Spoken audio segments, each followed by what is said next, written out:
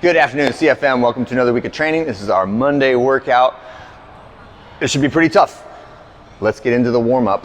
We're just gonna do one round through of the warm-up. It is some body weight and running drill exercises that are not related to the warm-up, or I'm sorry, not related to the workout, and then we'll do some specific drills that are related to the workout. So let's begin with shuttle runs, 8 reps, all the way down, all the way back.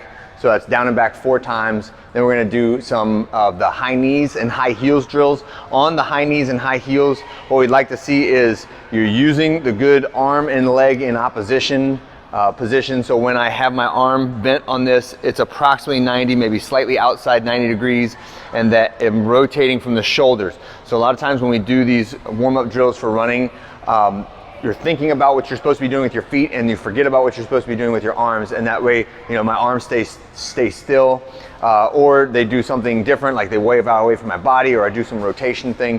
So try to keep your arms in the same pattern that we will use when we are just running. So my high knees and my high heels, I'm still using my arms the way I would normally use them while I'm running. Then we're gonna do high knee skips and A skips. So the high knee skips is just the skipping rhythm, high and a little bit slower. Then the A skip is lower and faster, right? So we're working on fast successive contact of the feet. A little bit quicker, a little bit less hang time on the A skips. Next, everyone's favorite, our lateral skips. So we start just skipping rhythm and then just slowly start pushing our way to one side, not letting the feet cross over each other, or getting into like the galloping stride left and right, okay? That's our lateral skips. Then we're gonna do karaoke, down and back, and on the lateral skips, we go all the way down and all the way back. So karaoke, step in front, step behind.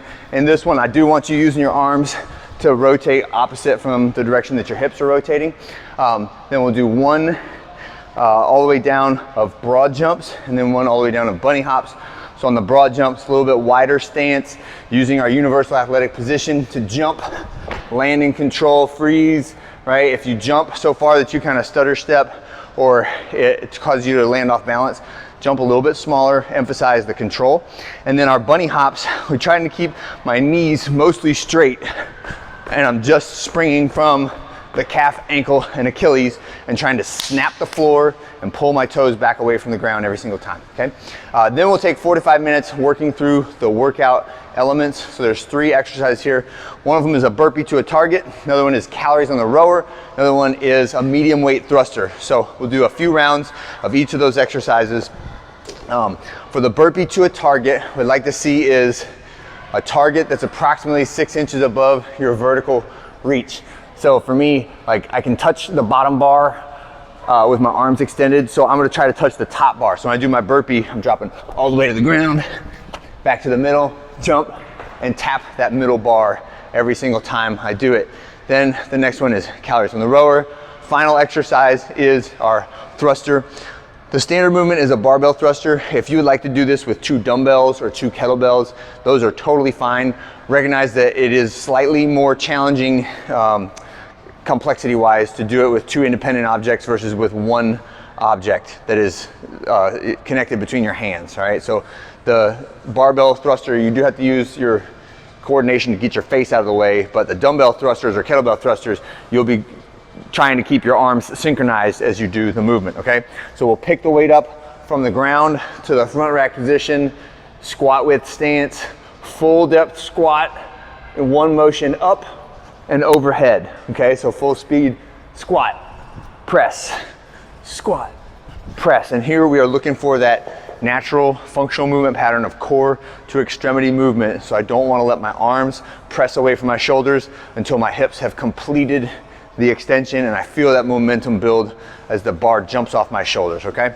So those are our 3 movements. The prescribed weight is meant to be our Fran weight, so 95-65, which is just a kind of a medium weight, but enough to really wind you when you get up to the larger sets. Now the format for this workout is called a pyramid.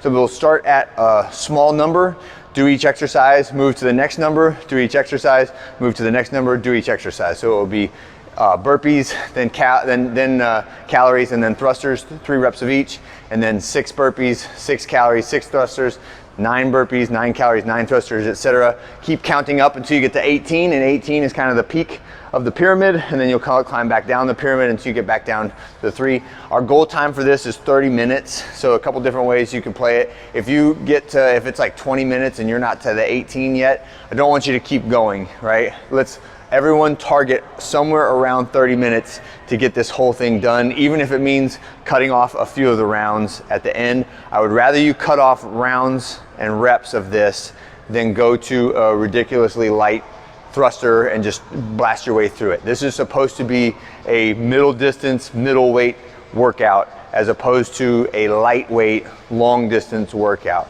Okay, so that's our intent for the day. All right, and that is it. This is also serving as our volume, because we're in the volume phase of our squats. So every one of those thrusters is also doubles as a front squat, and we're in that middle weight range. So this is gonna double as our squat volume for the week, okay?